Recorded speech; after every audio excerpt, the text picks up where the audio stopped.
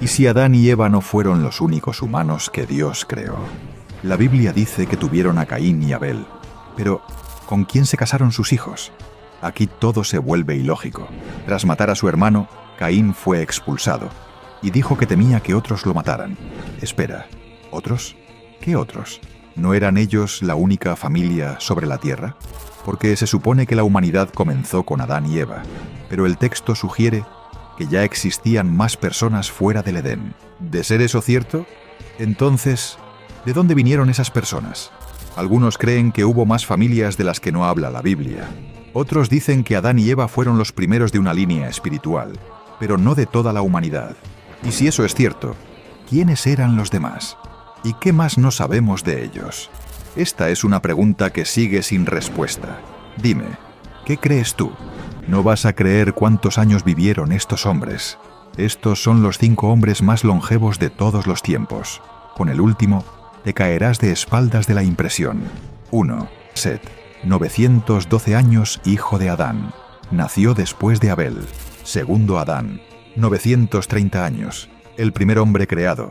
Casi llega al milenio. Tercero, Noé. 950 años, sobrevivió al diluvio. Y todavía vivió unos siglos más. Cuarto, Jared. 962 años. Tatarabuelo de Noé.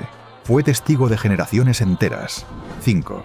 Matusalén. 969 años. El campeón de la longevidad bíblica. Murió justo el año que llegó el diluvio. ¿Qué harías tú si hoy pudieras vivir como ellos? Comenta. Yo creo en la Biblia. Si tú también crees que la Biblia es verdadera. ¿De dónde salió la esposa de Caín? Caín mató a su hermano y fue desterrado. Pero luego se casó y tuvo hijos. Génesis lo dice claro. Pero ¿con quién se casó Caín si solo existían Adán, Eva y Abel? La Biblia no menciona el nombre, ni cuándo ni de dónde vino su esposa. Algunos creen que fue su hermana o sobrina, hija de Adán y Eva. Otros dicen que hubo otras razas humanas no registradas en el relato. Y hay quienes creen que el texto guarda silencio para enfocarse solo en el linaje mesiánico. ¿Fue esto parte de un plan divino? ¿O simplemente algo que nunca sabremos del todo? Lo cierto es que su historia existe, pero su origen no. Y eso ha hecho que durante siglos su identidad sea una de las preguntas más debatidas del Génesis. ¿Qué piensas tú? ¿Fue una hermana? ¿O fue otra raza paralela? Estos 2 hombres de la Biblia fueron tan poderosos que hasta el diablo les tenía miedo. El primero fue Enoc, un hombre que caminó con Dios inseparablemente, que ni la muerte pudo alcanzarlo. La Biblia dice que Dios se lo llevó. Simplemente desapareció. Vivía entre el cielo y la tierra, y su comunión con lo eterno era tan poderosa que las tinieblas no podían acercarse a él. El segundo fue Melquisedec, rey y sacerdote del Dios Altísimo. Pero lo más impactante es que no tiene padre, ni madre, ni genealogía. Su origen es un misterio, como si no perteneciera a este mundo. Su autoridad espiritual era tan alta que ni el diablo pudo tocarlo. Muchos creen que no era solo un hombre, sino una manifestación divina en la tierra. El mensaje es claro. Cuando caminas con Dios, ni el infierno puede detenerte. Escribe, confío en Dios si crees que Dios no te abandona. ¿Sabías que todos hablaban el mismo idioma? Hasta que Dios lo cambió todo. Los hombres se unieron para construir una ciudad, una torre que llegara hasta el cielo. Querían hacerse famosos. Querían llegar hasta Dios. Pero el orgullo era su cimiento. Y Dios bajó a ver lo que hacían. Entonces dijo, confundamos su lengua. Y en un instante, nadie pudo entenderse. La obra se detuvo. Y desde aquel día, las naciones se dividieron. El lugar fue llamado Babel, porque allí Dios confundió el lenguaje de la humanidad. Este no es solo un mito. Es la raíz de nuestras divisiones, nuestras barreras y nuestras torres modernas. Si amas a Dios, escribe, yo amo a Dios. ¿Sabías que Jacob, el hijo de Abraham, vio una escalera que conectaba el cielo con la tierra? Jacob estaba huyendo. Solo y muy cansado, durmió sobre una piedra, y esa noche tuvo un sueño. Vio una escalera que tocaba el cielo y ángeles que subían y bajaban por ella. En lo alto, Dios le habló: «Yo soy el Dios de Abraham. La tierra donde estás acostado te la daré». Jacob despertó con miedo y asombro. Dijo: «Dios está en este lugar, y yo no lo sabía». Y puso como señal la piedra de su cabeza, llamando ese sitio Betel, casa de Dios. No fue un simple sueño, fue un llamado, una promesa, y el primer altar de alguien que todavía no era santo, pero ya era escogido. Si crees en Dios, escribe: «Creo en Dios». ¿A dónde fue a parar toda el agua del diluvio? La tierra entera se inundó, y luego, como si nada, volvió a estar seca. ¿Milagro? ¿O algo más? La Biblia dice que Dios envió un viento, y las aguas retrocedieron, pero eso no significa que desaparecieron. Muchos creen que los océanos profundos y montañas actuales se formaron en ese evento. Un cambio global, geológico, brutal. Pero aquí viene lo más desconcertante. Si fue un desastre mundial, ¿por qué no lo cuentan todas las culturas? Lo hacen. Los sumerios, los chinos, los aztecas, todos narran una gran inundación que destruyó la humanidad. ¿Coincidencia o evidencia de que el diluvio realmente pasó?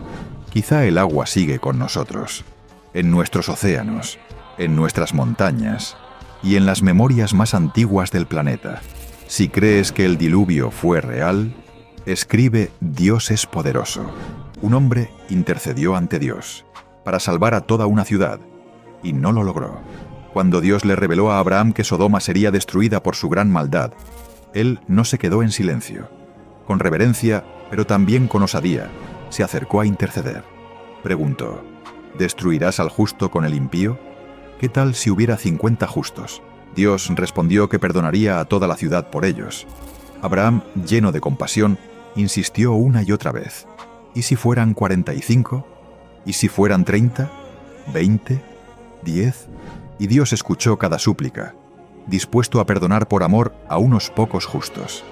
Aunque al final no se encontraron ni 10, Abraham nos dejó la lección eterna de que la oración intercesora mueve el corazón de Dios. La intercesión es el lenguaje del amor que se atreve a pedir misericordia. Comenta: Dios escucha mis oraciones. Si confías en que Él atiende cada clamor sincero. Todo cambió cuando Caín levantó su mano contra su hermano. 2 hermanos ofrecieron sacrificios. Abel entregó lo mejor que tenía. Caín, solo lo que le sobraba. Dios miró con agrado a Abel, pero Caín se llenó de furia. La envidia ardía en su corazón. Entonces Dios le dijo: «¿Por qué estás enojado? El pecado está a la puerta». Pero Caín no escuchó. Llevó a su hermano al campo y allí lo mató. El primer asesinato no fue por venganza ni defensa, fue por celos. Y cuando Dios le preguntó: «¿Dónde está tu hermano?», Caín respondió: «¿Acaso soy yo el guardián de mi hermano?». La tierra se manchó con sangre inocente, y desde entonces seguimos escuchando ese eco. Nadie esperaba que Dios decidiera borrar a toda la humanidad. La tierra estaba llena de maldad, violencia, corrupción. Y Dios dijo: «Me arrepiento de haberlos creado». Pero había un hombre justo, Noé. Dios le ordenó construir un arca inmensa en medio del desierto. Mientras todos se burlaban, Noé obedeció. Entonces el cielo se rompió. Lluvias cayeron. Aguas brotaron desde abajo. Y todo ser viviente fuera del arca murió. Solo Noé, su familia y los animales sobrevivieron. Dios limpió la tierra para volver a empezar. Puso un arco iris como promesa y dejó una advertencia: «Nunca más destruiré así la tierra, pero no olvidaré». ¿Sabías que el universo empezó con solo 3 palabras? En un principio no había nada. Ni tierra, ni sol, ni aire. Solo un abismo oscuro, silencioso, inmenso. Y fue entonces cuando Dios habló. 3 palabras rompieron la eternidad: «Sea la luz». Y la luz estalló en medio de las tinieblas, marcando el primer amanecer de la historia. Dios separó el día de la noche, el cielo de la tierra, el mar del continente. Y en esa creación perfecta nació el tiempo, el orden, la vida. No fue una explosión ciega ni un accidente cósmico. Fue la voz de un creador eterno. Todo lo que ves, cada estrella, cada árbol, cada célula, nació de ese instante. Porque antes del Génesis, solo existía Dios. ¿Sabías que hay un hombre que nunca murió porque caminó con Dios? La Biblia dice que Enoc vivió 365 años, pero no murió como los demás. Génesis afirma algo sorprendente. Caminó Enoc con Dios y desapareció porque Dios se lo llevó. No fue una leyenda, no fue una metáfora, fue un hombre real que vivió tan cerca de Dios que fue llevado al cielo sin pasar por la muerte. Ni los gigantes, ni los patriarcas, ni los reyes vivieron algo así. Solo 2 personas en toda la Biblia experimentaron esto: Enoc y Elías. Enoc no necesitó fama, riqueza o poder, solo una vida de amor a Dios. Y eso fue suficiente para que cruzara directamente al cielo. Si crees en Dios, escribe: creo en Dios.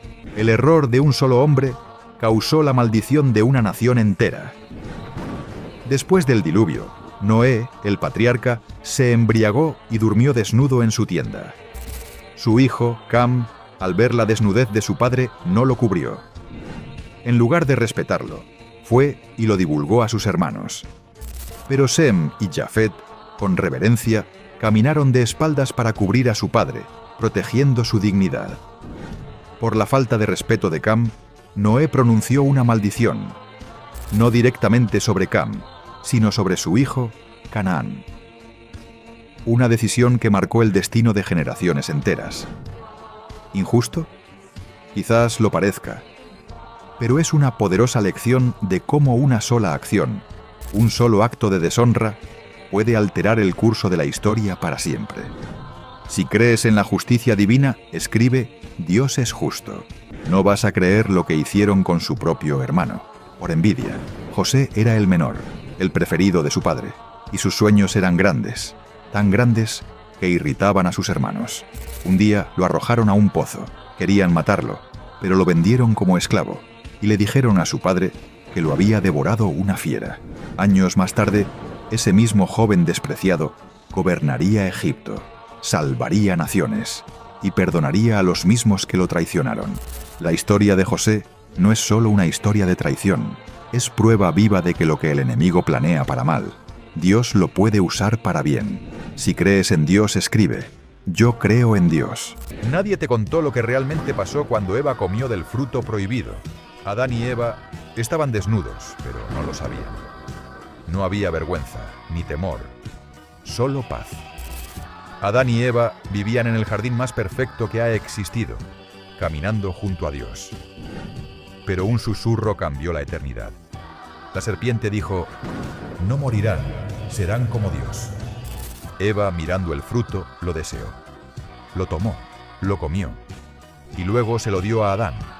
Y sus ojos se abrieron, pero no como esperaban. La inocencia se rompió. El Edén se cerró. Por primera vez, el hombre se escondió de Dios. Por primera vez, el paraíso quedó atrás. No fue solo una fruta, fue una elección. Y la humanidad nunca volvió a ser la misma.